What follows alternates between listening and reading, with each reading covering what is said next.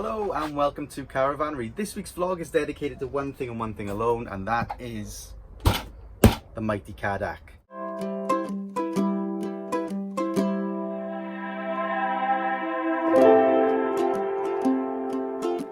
We're going to go through how we put it together and also the first meal that we cook on it, and then we're going to run a feature moving on as to some different recipes and some fun things you can eat while you're away.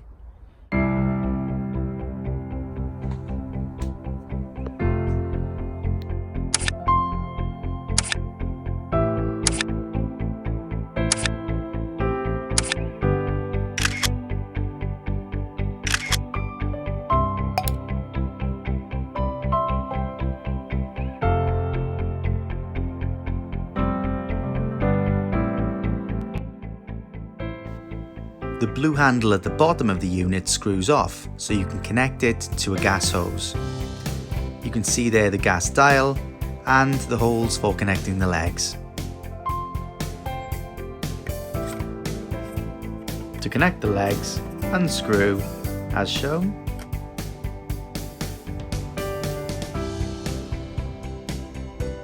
Take each leg in turn.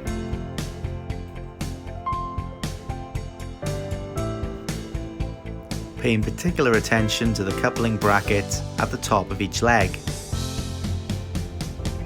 Align the bracket as shown, and then simply push to connect.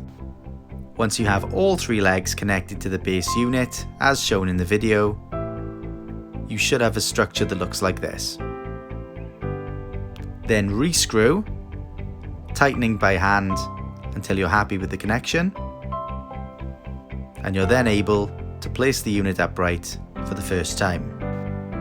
The next step is to use the base unit and the connection as shown there and marry that up with the female connection on the base of the flame plate. The flame plate can be put on while you're cooking and then simply taken off when you've finished after you've cleaned and let the unit cool down. Note that there is no locking mechanism. The unit's simply put on and lifted off when you finish cooking. Then add the grill cover, and finally the cooking plate. The unit also comes with a really useful bag. The bag is designed to hold the cooking plate and also the flame unit when they've been removed from the base. I found this really useful when I cleaned off both the units and put them away safely and neatly in the bag. It was excellent for storage, and I simply put the base unit in the corner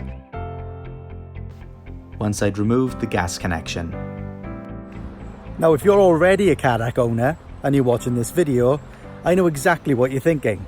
Welcome to the party, pal! And if you're not a Cadac owner and as a result of watching this video you're thinking, okay, maybe I'll buy one, then Welcome to the party, pal! The first thing I decided to do when we got the Cadac was to season it. And seasoning means simply covering it with oil and creating a few layers on which when you cook you'll create a nice non-stick surface. To do this, all you need is some oil and some paper towel and a little patience. Okay, so using a clean paper towel, what I'm going to do now is just wipe off the excess oil gently, and then we're going to cook the top of the surface, the pan, until it goes past the smoking point. That way the oil blends in with the merges with the actual surface, which gives it that kind of nice non-stick effect, which is what we're looking for.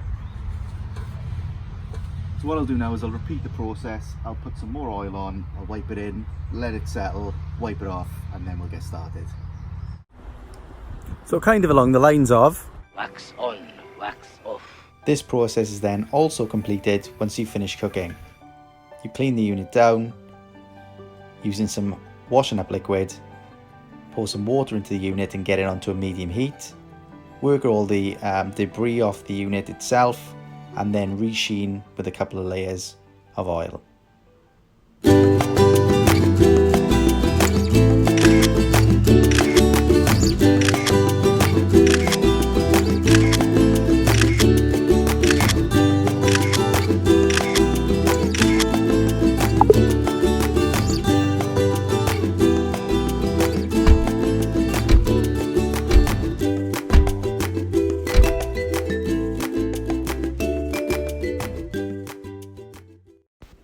Assemble the base with the gas insertion, then add the top and your vegetables and start to stir fry.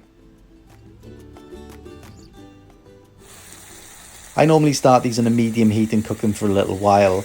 The very middle of the Cadac is the kind of medium to hot bit, and then the ring around that, which sort of circles the flame underneath, is where it gets hottest. So when I get to a point where I'm happy, I'll move all of the vegetables to the outside, save for a couple of pesky tomatoes to try and get to the middle, and then we're good to go and ready for the steak to be added on. In terms of the decision for the steak, we went for ribeye because it's a really nice cut, and we'd used all the leftovers that were left in the van and thought we wanted something really nice to go with them, and hence the decision. The marbleized fat goes really, really well over a high heat, so I turn the heat on the Cadac back up and then reintroduce the steaks and make sure then that it's as hot as it can get, so that as soon as the steaks make contact, we're going to get that marbleized fat caramelized as soon as possible. When I'm cooking the steaks, I make sure that I don't push them or prod them unless something happens and I need to. The steaks are there and I let them cook and work themselves. They shouldn't be able to be shifted, and this isn't because it's not non-stick, it's because the actual base that's connected with the flames and the hot plate is not ready to be moved. And as soon as it's ready to be moved, turn them over and repeat the process until you're happy. And there we have it. The final plate, we added some herbs, butter, and some hash browns that we had in the freezer as well.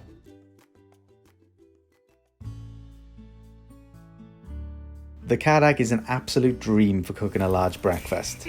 So I decided to use this opportunity to show you the long gas connector that we've got. So the hose is connected to the base of the Cadac, and a 10-meter length runs all the way to the front of the caravan. Decided to get such a long connector hose because every time you go and stay on site somewhere, the layout's slightly different. So I wanted the ability to cook out the back, out of the way, which was the case today, and also to be able to cook on the side of the caravan, the other side, or out the front.